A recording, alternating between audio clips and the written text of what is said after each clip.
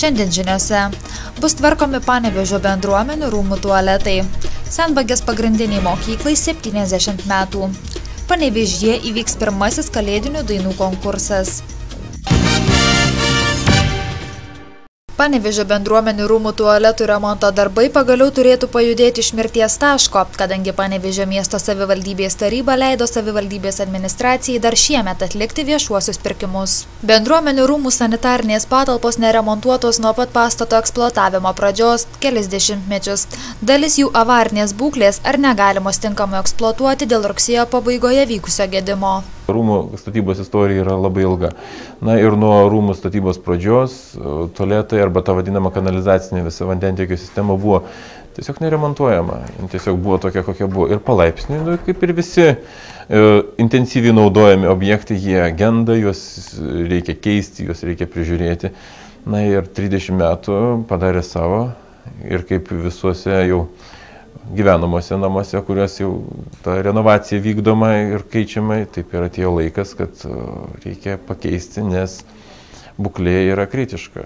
Iš tiesų, kritiška būklė, jeigu mes dar galėtume tą būklę naudotis, tai žinoma, nebūtų toks taip aktualinti, nes yra iš tiesų rūmuose ir daugiau rūpesčių ir problemų negu tualetai, bet šiuo atveju yra kritinė būklė. Bendruomenių rūmų didžioji salė talpina daugiau nei 600 žiūrovų ir vien šiandien rūmuose vyksta 3 renginiai, tačiau elementarios higienos sąlygos nėra sudarytos. Iš tiesų didžiosios salės tualetų sistema yra, taip mes vadinam, 3 tualetai. Centrinė 8 kabinų tualetai yra moterų tualetai ir 2 kraštiniai yra vyram po 3, taip vadinamas, kabinas.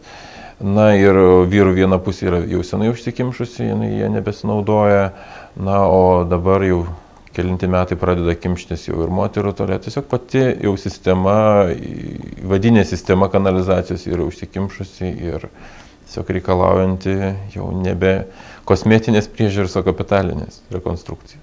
Tačiau dėl milžiniškų eilių prie tualetų piktinasi ne tik renginių žiūrovai, bet ir patys užsakovai. Šiais laikais kalbėti apie tokius tualetus, yra, kaip sakyti, švelniai tariant, netgi nekuklu, netgi iš tiesų žmonės ir patys užsakovai mums sako priekaištus. Sako, rūmai gražus, didelė scena, patogios kėdės, viskas tvarkoja, bet sako, jūsų tualetai yra baisus. Tai mes ir ieškom tam tikrų sprendimų, kad ir mūsų patiems žmonėms būtų malonu ateiti į rūmų renginius, na žinoma ir svečiam. Kada prasidės remonto darbai ir bendruomenių rūmai turės naujas sanitarines patalpas, paaiškės po viešųjų pirkimų procedūrų. Panevėžio Senvagės pagrindinė mokykla švenčia 70 metų jubiliejų. Manyčiau, kad mokyklai 70 metų iš tiesų tai gal ir trumpas ir tuo pačiu ir ilgas laikotarpis. Nes mokykla, būtent šita mokykla praėjo pakankamai ilgą ir garsų kelią, gal jinai liko istorijoje labai tokia garsi kaip buvusi sporto mokykla internatas, kada visa eilė pačių žymiausių Lietuvos sportininkų baigė šitą mokyklą, o nuo 90 metų mokykla patapo bendro lavinimo mokykla. Tai džiaugiamės iš tiesų tą praeitimi, didžiuojamės dabartimi. Ir aišku, manom, kad ateitis bus dar gražesnė, kadangi istorija yra pakankamai šitos mokyklos garsi ir tokia solidi. Paprasčiausiai vardas įpareigoja šitą mokyklą puoselėti, tobulinti, kad išliktų ne tik kaip sporto mokykla internatas, bet kaip ir Senvagės mokyklos vardas. Paklaustas, kokias savybės bando įskiepyti savo mokyklos mokiniams, direktorius visų pirma akcentuoja ne akademinės žinias, o asmeninės savybės ir gebėjimus. Labai norėčiau, kad kiekvienas mokyklos mokinys visų pirma, baigęs ar šitą ar kitą mokyklą, jisai būtų žmogumi. O akademiniai rezultatai, tai ko gero gal ne pats svarbiausias dalykas, bet aš ne vieną kartą esu kartojęs, kad jaunas žmogus baigęs mokyklą būtų visų pirma gerbiamas, mylimas, atrastų savo vietą gyvenime.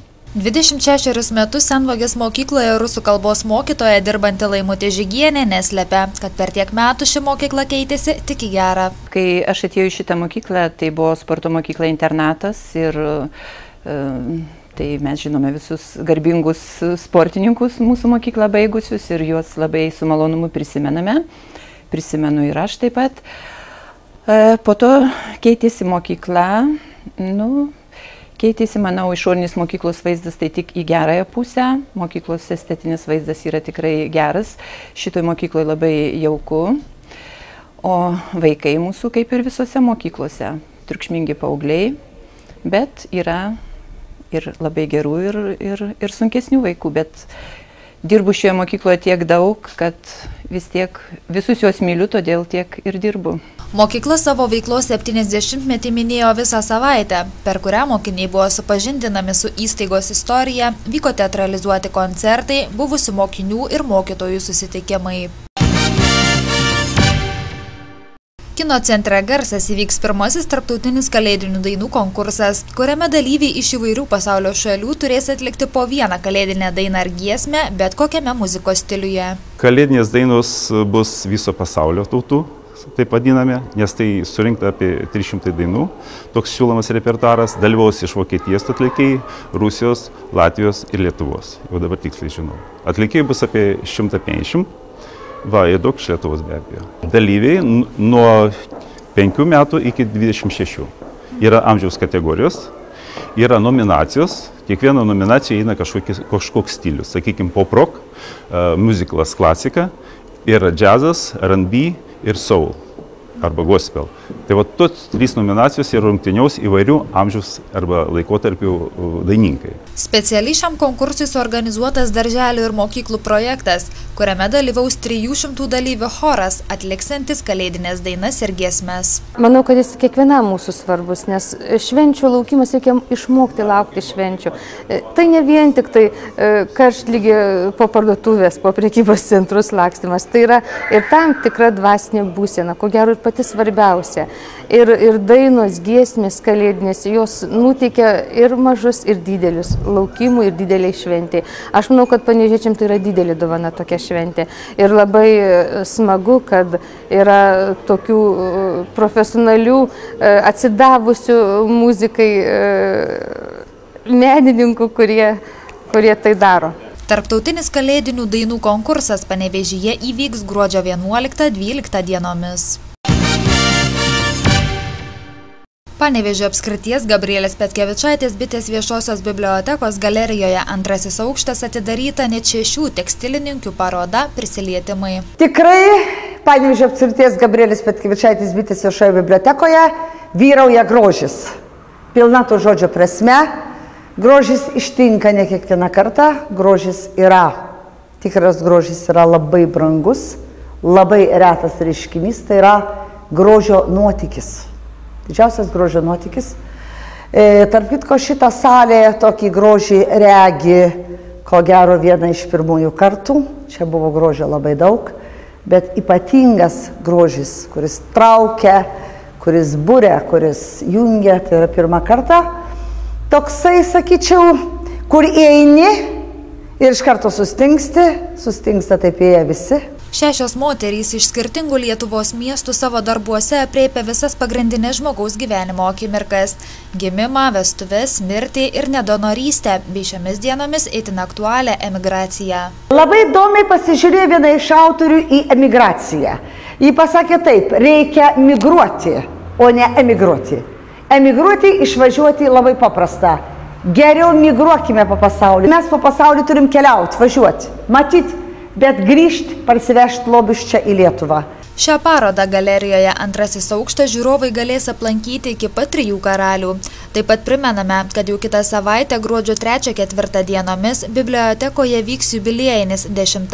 literatūros festivalis Panevėžio literatūrinė žiema, į kurį susirinks per 70 poetų ir eseistų iš visos Lietuvos. Šiemet literatūrinė žiema bus labiau orientuota į konkretų asmenį, tai yra į Gabrielę Petkevičaitę bitę, kadangi jau kitais metais visa Lietuva minės šios iškilios asmenybės 150-asias gimimo metines.